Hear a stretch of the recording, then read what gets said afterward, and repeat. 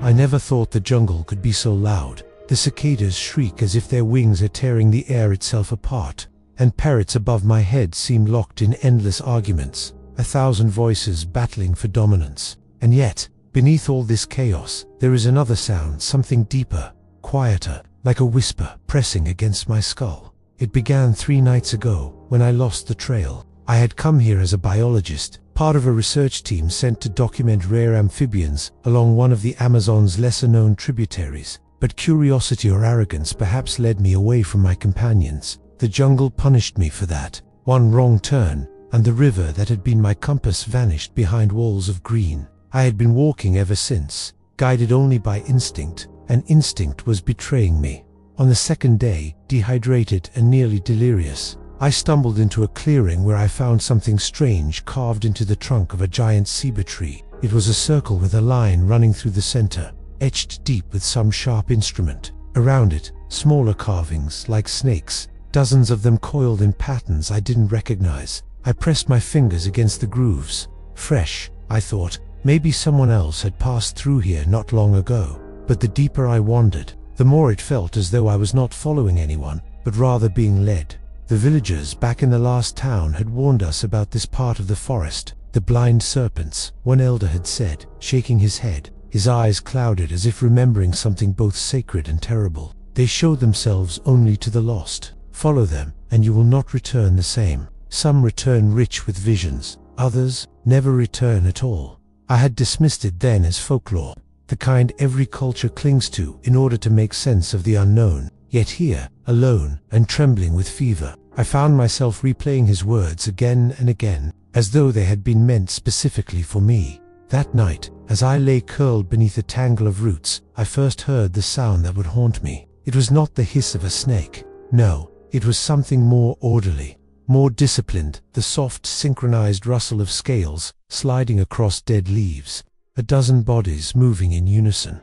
I remember holding my breath. My flashlight had long since died, so I was swallowed in darkness. But in that blackness, I felt them. The weight of their presence. I imagined eyeless faces tilting toward me, as if seeing me in some way I could not comprehend. My rational mind told me to stay still, to pray they would slither past and disappear. But another part of me, something deeper, primal, wanted to rise and follow. When dawn finally crept through the canopy, I convinced myself it had been a hallucination brought on by exhaustion. Yet the ground around my camp told another story. Thin tracks crisscrossed the soil, but not randomly. They were aligned, parallel, like soldiers marching in a silent column. I knelt, tracing one with my fingertip, shivering despite the heat. I was not alone. The third day was worse. My food supply had dwindled to a few scraps. My water bottle was empty, and the sun bore down with merciless intensity. Vines snagged at my clothes. Insects gnawed at my skin, and still I pressed forward, certain that if I stopped moving, the jungle would swallow me whole.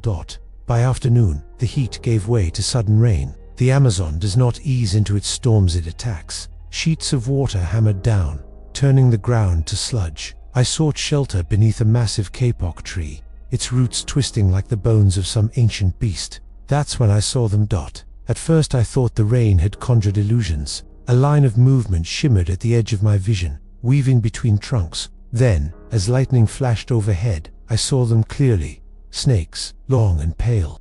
Their scales almost translucent, as though carved from the very mist. They moved in perfect formation, side by side, their heads all angled forward. I froze, heart pounding so violently I thought it might burst from my chest. There was no doubt they had no eyes. Where their eyes should have been, they were only smooth, featureless patches of skin. Yet somehow, I felt their gaze more keenly than if they had stared with burning irises. They did not attack, they did not retreat. Instead, they paused, as if waiting, and then, almost imperceptibly, they turned every head, shifting in unison toward a narrow path winding deeper into the trees. It was madness to follow them. Every shred of training, every ounce of logic told me this was dangerous. But something inside me, something I cannot explain, compelled me to rise from beneath the kapok tree and take my first step after them.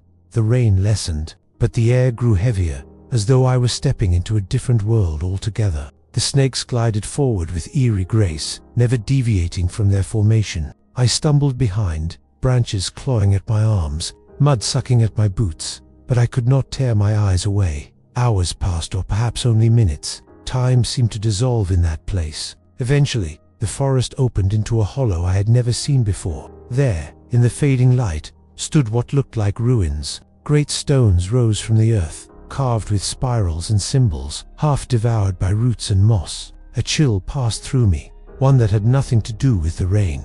The snakes stopped at the edge of the clearing, forming a circle around me. For the first time, I felt not just guided, but judged. Something waited here, something they guarded. I should have turned back, I should have run until my legs gave out, but I stepped forward, into the circle of stones, and with that step, my fate was sealed.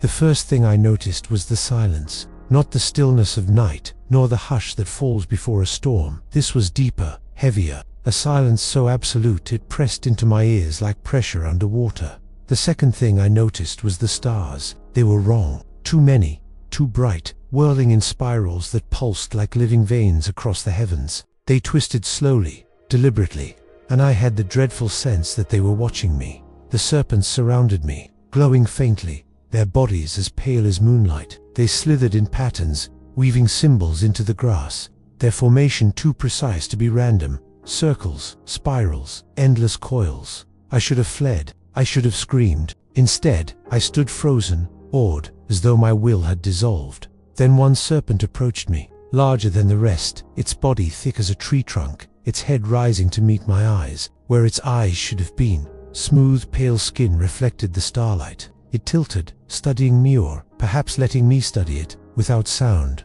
without words. A thought entered my mind. "You have crossed."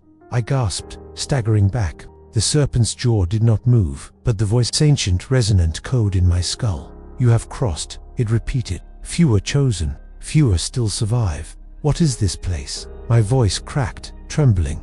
Not place, not time, between. The stars above shifted as though in agreement, spiraling faster. My stomach lurched, vertigo pulling at me. I realized I was no longer standing on soil. The ground shimmered, half solid, half void, a shifting surface of root and starlight. "You brought me here," I whispered. The serpent's head lowered. "We guided. You chose." Images slammed into me, faster than thought. Tribes kneeling in reverence, warriors drinking from the black bowl, their eyes melting into nothing. Screams turning to silence as their bodies twisted into serpentine forms. Cities crumbling into jungle, the serpents sliding through centuries, eternal witnesses to all things lost. "Why me?" I whispered. "Because you see, I didn't understand." I shook my head violently, trying to deny the visions, but they grew sharper. I saw myself, wandering alone, lost, desperate. I saw my hand hovering over the black bowl. I saw the spiral, the choice dot, and then I saw further. I saw rivers drying, forests burning, machines devouring the earth, cities choking on their own smoke, humanity collapsing under its hunger, and always, always, the serpents, watching. "We guard what must remain hidden," the serpent intoned. "What you call ruin, we call memory. What you call myth, we call truth." The stars pulsed. My chest tightened. I felt small, insignificant, a speck in the coils of something vast and eternal. "Then what do you want from me?" My words came out like a plea. The serpent leaned closer, its voice thunderous within me. "Choose." The ground trembled. Two paths opened before me, woven from light and shadow. On the left, a trail of spirals descending into darkness, where faint hissing echoed. I saw visions of myself drinking the black liquid, shedding eyes, shedding flesh, becoming like them, eternal, but bound. On the right, a narrow bridge of roots stretching into starlight. I saw visions of myself stumbling through jungle mist, waking with memory shattered, returning to the world of men forever changed, but human still. Choose. My body shook with terror. If I became one of them, I would never hunger, never thirst, never die. But I would also never be me again. I would dissolve into their eternal vigil, watching forever, unseen and forgotten. If I turned back, perhaps I would survive, but with what scars? What visions? Would I even be believed? Or would I wander forever, haunted, broken? The serpents hissed in unison, their voices filling my skull. "Choose, choose, choose." My knees buckled. I clutched my head, screaming. The stars spun faster and faster, spiraling into a vortex. The world tilted, the ground dissolving beneath me. I staggered toward the bridge of roots, driven by some desperate instinct to cling to what remained of my humanity. But the great serpent blocked my way. "You cannot return unchanged." It lowered its head, pressing its snout against my chest. Pain seared through me, blinding white. I screamed as something shifted inside me, something torn free. My vision dimmed, edges darkening. When I opened my eyes, I was lying on the jungle floor. The stars above were normal again. The cacophony of cicadas and birds had returned. The air was thick, damp, heavy. My flashlight lay beside me, dead once more. For a moment, I thought it had been a dream, a fevered hallucination. Then I saw them dot tracks, dozens of them, snaking through the mud around me, perfectly parallel, and my reflection in a puddle. My eyes not gone, but different. My irises shimmered faintly, pale as mist, catching the dim light. When I blinked, the world shifted, not brighter, but sharper, layered with movements and patterns I had never noticed. The jungle pulsed with hidden veins, paths invisible to ordinary sight. I staggered to my feet, trembling. My thirst was gone, my hunger, but a weight pressed against my mind, heavy and vast. As though the whispers lingered, "You cannot return unchanged." The great serpent's voice echoed through me still. I stumbled through the forest until I found the river again. Somehow, impossibly, I navigated back to civilization. My colleagues stared in disbelief, certain I had perished. They asked where I had been, what I had seen. I told them nothing. But at night, when I close my eyes, I feel them. The serpents, watching, waiting, whispering, and sometimes, when the moon is gone and the stars spiral above, I see movement in the corners of my vision, a ripple of scales in perfect formation, guiding someone else. Epilogue. I write this now with trembling hands, uncertain whether it will ever be found. If you are reading these words, know this: the jungle hides truths older than mankind. The blind serpents are not myths, they are guardians, judges, witnesses to the fall and rise of ages. Do not follow them. Do not listen to their whispers. For if you do, you may return, but you will never be the same.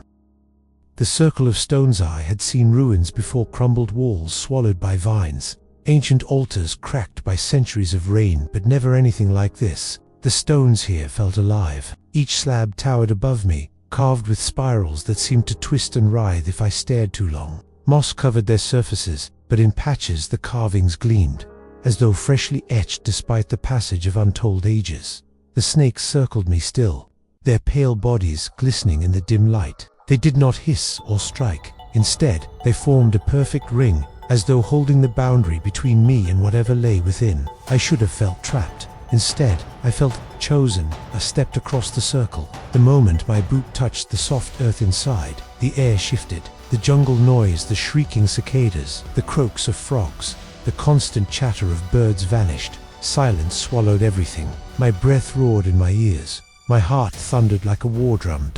At the center of the clearing stood a stone pillar, half as tall as a man, slick with rain. It bore the same circular carving I had seen earlier in the ceiba tree, a line cut through the center, surrounded by serpentine coils. I ran my fingers across it, and the stone was warm. The warmth pulsed beneath my hand, not natural heat, rhythmic almost. Alive. Behind me, the serpents stirred. Their bodies rippled in unison, and I felt their silent command, "Go deeper."